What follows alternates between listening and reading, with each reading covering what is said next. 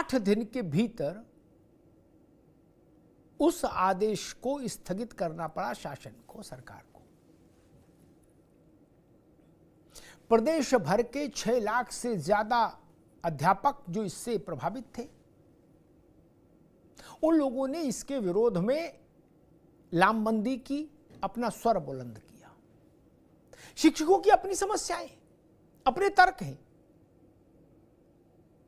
Online हाजिरी के विरोध में नहीं शिक्षक,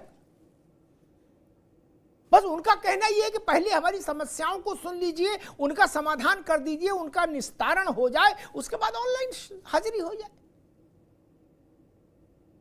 शुरुआत के दिनों में शासन अड़ गया।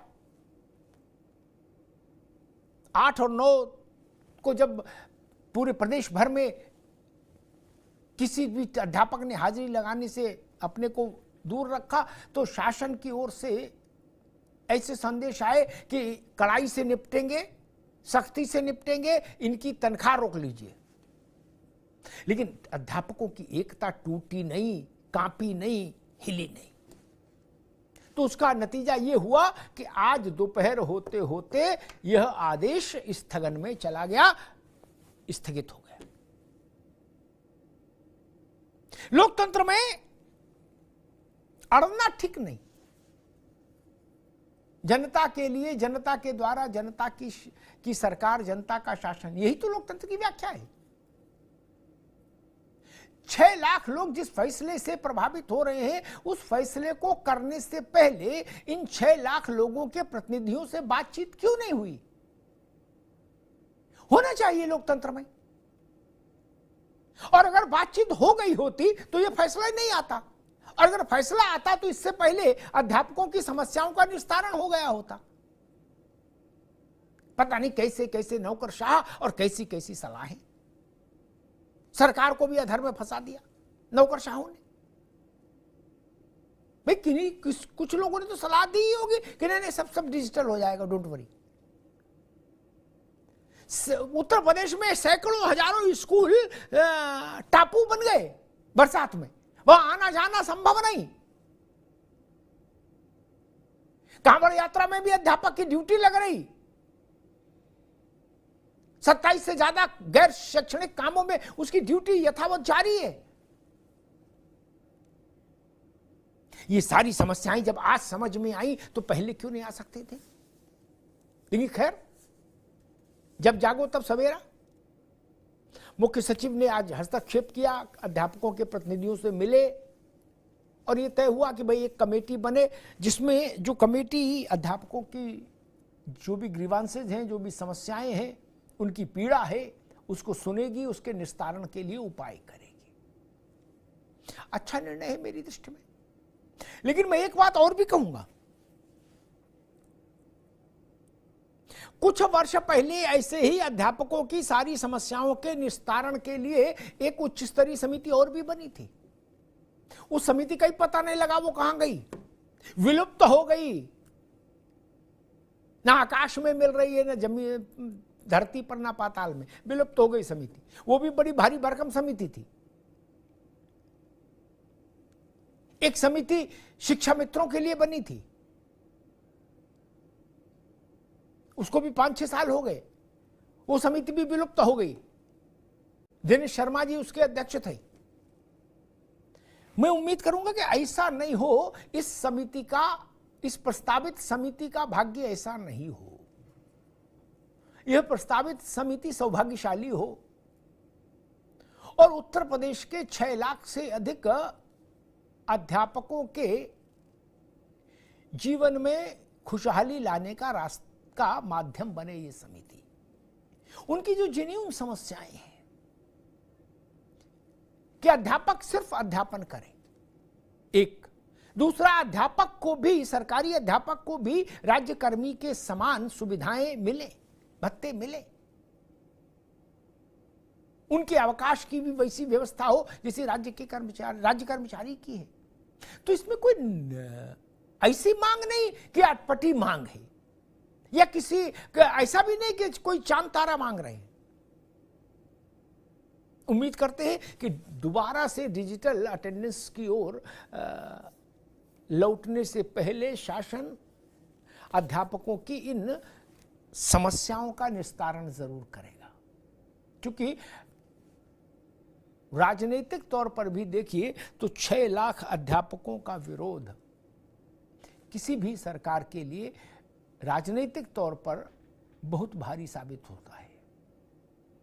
हमारे साथियों ने एक रिपोर्ट तैयार की है, इस पूरे घटनाक्रम पर उस रिपोर्ट को देखिए, फिर मेहमानों से परिचय कराएंगे और फिर समझने की कोशिश करेंगे कि आज जो स्थगन हुआ वो कैसे हुआ, बैठक में क्या हुआ और अब आगे का रास्ता क्या डिजिटल अटेंडेंस ठन्डे बस्ते में डाल दी गई या 2 महीने बाद फिर उसकी कोई रूपरेखा बनेगी और अध्यापकों की उन मांगों का क्या होगा जो इस पूरे आंदोलन में सबसे ज्यादा मुखर रही। पहले रिपोर्ट देखिए।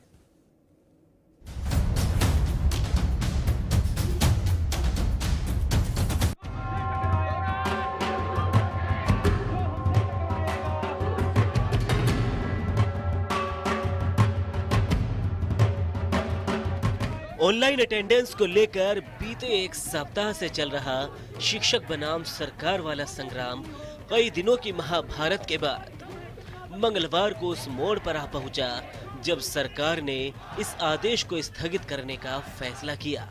इस फैसले पर फिलहाल 2 महीने के लिए रोक लगाई गई है। शिक्षकों की समस्याओं के समाधान के लिए एक कमेटी के गठन की बात कही गई है। ये जो सरकार ने आज ऑनलाइन अटेंडेंस को स्थगित किया है, ठीक है, स्वागत योग्य है और शिक्षकों की एकता का ये प्रदर्शन का कारण है। लेकिन हम इसको स्थगित करने के बजाय इसको रद्द करने की मांग करते हैं और मेन चीज़ जो शिक्षकों की, अनुदेशकों की, शिक्षा मित्रों की जो मौलिक समस्याएं हैं उसका समाधान होना चाहिए। सिर्फ इतना बड़ा 6 लाख शिक्षक सड़कों पर पिछले काफ़ी दिनों से इसलिए नहीं था कि वो स्थगन हो जाए। दरअसल सूबे के बेसिक शिक्षा विभाग ने बीते 8 जुलाई से शिक्षकों के लिए। नमस्कार साथियों, स्वागत है आप सभी का आज के इस नए वीडियो में। ये वीडियो आप सभी शिक्षा मित्र साथियों के लिए काफी ज्यादा महत्वपूर्ण होने वाली है। हाल ही के अंदर की कुछ खबरें हैं जो कि आपके मध्य में इस वीडियो के माध्यम से साझा करेंगे। रिसेंट की ही कुछ चर्चाएं हैं, उन चर्चाओं को भी आपके मध्य में साझा करेंगे। सभी साथी वीडियो को पूरा देखें। चैनल को अभी तक आपने सब्सक्राइब नहीं किया है, सब्सक्राइब भी कर लें। अब चलते हैं अपडेट पर। ये डिजिटल हाजिरी का आदेश जारी किया था। इस आदेश के खिलाफ करीब 6 लाख शिक्षकों ने हल्ला बोल कर दिया। सरकार, शिक्षा विभाग की तमाम कोशिश और कवायद के बाद भी शिक्षक अपनी बात पर अड़े रहे। इन हालातों में मुख्य सचिव मनोज कुमार ने शिक्षकों के प्रतिनिधियों से मिलकर इस पर रोक लगाने का आदेश दे दिया। ऑनलाइन अटेंडेंस का ना तो विरोध था, ना इसके स्थगन की मांग थी। हमारी प्रमुख रूप से 4 मांगे थी जिनको शासन पूर्ण कर दे। तदोपरांत हम सभी लोग सहयोग करने को प्रस्तुत है। हमारी पहली मांग है 31 EL जो सबको मिलती है हमको दे दी जाए। हमें 15 हाफ डे लीव प्रदान कर दिया जाए। हमें कैशलेस चिकित्सा सुविधा बिना प्रीमियम के दे दिया जाए और इसके साथ में इस डिजिटल हाजिरी के लिए एक विस्तृत नियमावली बना दिया जाए। इसके उपरांत हम समस्त शिक्षक शासन का सहयोग करेंगे। अभी जो आदेश स्थगन का आया है उसका मैं अपने विभाग को और अपने प्रदेश के मुखिया आदरणीय योगी आदित्यनाथ जी को धन्यवाद देना चाहता हूं। ये स्थगन आदेश उन्होंने दिया है, लेकिन जब तक हमारी मूलभूत सुविधाएं ऑनलाइन अटेंडेंस को देने के लिए जो हमें पूरा परिवेश चाहिए, जो हमें सुविधाएं चाहिए, विद्यालय में मूलभूत सुविधाएं चाहिए, वो नहीं मिल जाती। जैसे कि हमें उपार्जित अवकाश चाहिए, जैसे कि हमें 15 CL चाहिए, जैसे कि हमें अन्य कार्य करने के लिए जो हमें प्रतिकर अवकाश मिलता है, जो देगी नहीं है हमारे को, वो चाहिए। तो ये कुछ सुविधाएं हैं, ये हमें जब तक नहीं मिल जाती हमारा ये विरोध प्रदर्शन ये जारी रहेगा। सरकार के इस कदम को उपचुनाव और विपक्ष के उस दांव से भी जोड़कर देखा जा रहा है, जिसमें एक के बाद एक कई विपक्षी नेता शिक्षकों के समर्थन में उतरते दिखे हैं। अखिलेश यादव पहले ही सरकार को शिक्षक विरोधी घोषित कर चुके हैं, तो इसी कड़ी में बीएसपी सुप्रीमो मायावती भी कूद गई। मायावती ने भी इसे जल्दबाजी में थोपा हुआ आदेश बता दिया।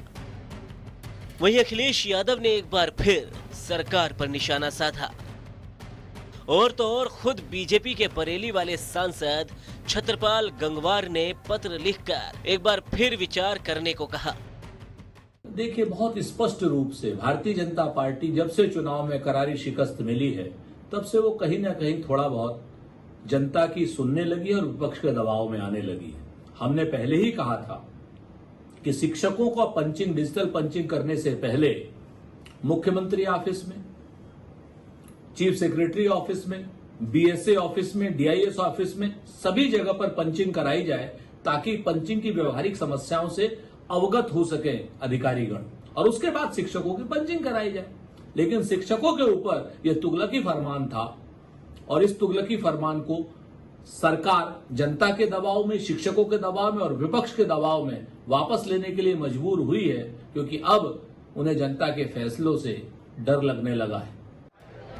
बहरहाल यूपी में उपचुनाव से पहले शिक्षा विभाग के इस आदेश ने सरकार को बड़ा तनाव दे दिया था। वहीं तनाव की तासीर में विपक्षी नेताओं के दाव ने और तपिश बढ़ा दी। मामला करीब 6 लाख शिक्षकों से जुड़ा होने के चलते सरकार भी जिद पर नहीं टिक पाई। ऐसे में सवाल यही है कि आखिर सरकार की साख खराब करने के लिए ऐसा आदेश जारी ही क्यों हुआ। सवाल